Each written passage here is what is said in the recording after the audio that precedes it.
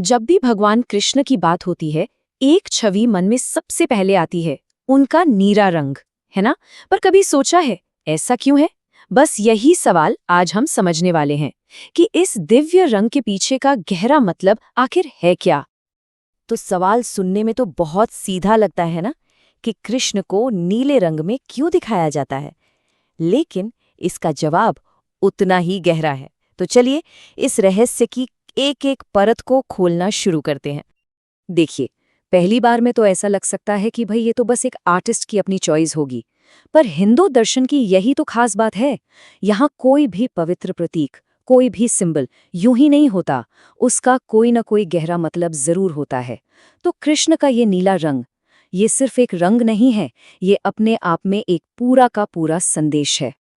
तो इस संदेश की पहली परत क्या है?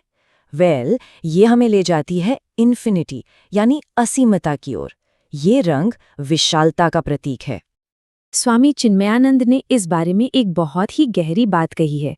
उन्होंने कहा कि जो भी चीज इतनी बड़ी हो कि उसे मापा न जा सके, उसे हमारी आंखें सिर्फ एक ही रंग दे पाती हैं, और वो है नीला, बिल्कुल साफ आसमान की तरह। इसको ऐसे समझिए, आकाश और गहरा समंदर, इन दोनों में क्या कॉमन है? न कोई शुरुआत न कोई अंत, बस एक अनंत फैलाव और गहराई। कृष्ण का ये नीला रंग ठीक इसी अनंतता का, इसी इन्फिनिटी का प्रतीक है। ये हमें याद दिलाता है कि जो डिवाइन है, जो दिव्यता है, वो हर सीमा के पार है। लेकिन बात यहीं खत्म नहीं होती। कहानी सिर्फ नीले रंग की नहीं है। शास्त्रों में एक और शब्द इस्तेमाल हुआ है जो इस मतलब को और भी गहरा बना देता है, और वो शब्द है श्याम। अब श्याम का मतलब सिर्फ काला या नीला नहीं होता। श्याम वो गहरा रंग है जिसमें दुनिया के बाकी सारे रंग समाये हुए हैं। ये प्रतीक है इंक्लूसिविटी का, हर चीज को अपने अंदर समा लेने का, कंप्लीटनेस का, यानी संपूर्णता का। और शास्त्रों में देखिए इस रंग को कितनी खूबसूरती से डिस्क्राइब किया गया है। उन्हें कहा गया है नीलोत्पल दल श्याम, मतलब नीले कमल की पंखुड़ी जैसा श्याम रंग। सोचिए, दिव्यता की कितनी कोमल और सुंदर कल्पना है ये। एक और मिसाल दी जाती है, बारिश से भरे घने बादलों जैसा। ये बादल क्या करते हैं? जीवन देते हैं। तो ये रंग उनकी जीवन देने की क्षमता का प्रतीक है।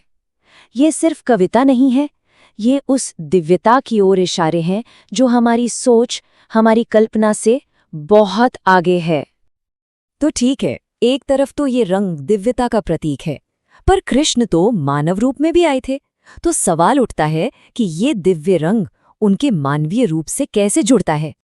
यहाँ एक और बहुत दिलचस्प सोच सामने आती है।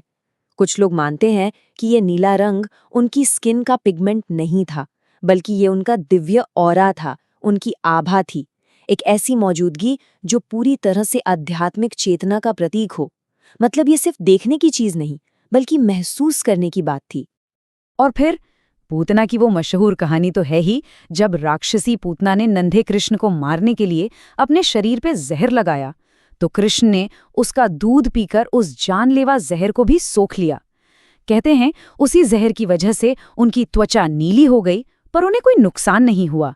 देखिए कितनी बड़ी बात है, उन्होंने एक विनाशकारी काम को अपनी दिव्य पहचान का हिस्सा बना लिया, जहर को भी खूबसूरती में बदल दिया। तो ये सारी बातें, असीमता, संपूर्णता, जहर को भी खूबसूरती में बदल देने की ताकत, इस सब का आज हमारे लिए क्या मतलब है?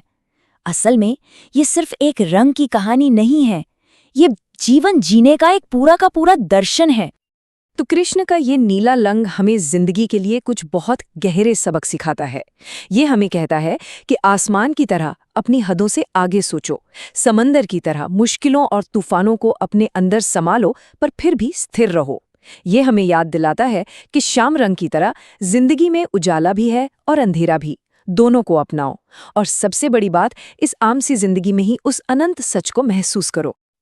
तो अगली बार जब कृष्ण की कोई तस्वीर या मूर्ति सामने आए, तो शायद अब सिर्फ उनका नीला रंग नहीं दिखेगा, बल्कि उसके पीछे का ये गहरा मतलब भी याद आएगा कि जो असीम है, जो अनंत है, वो कहीं दूर नहीं है, वो यही है, हमारे अंदर, हमारे चारों तरफ।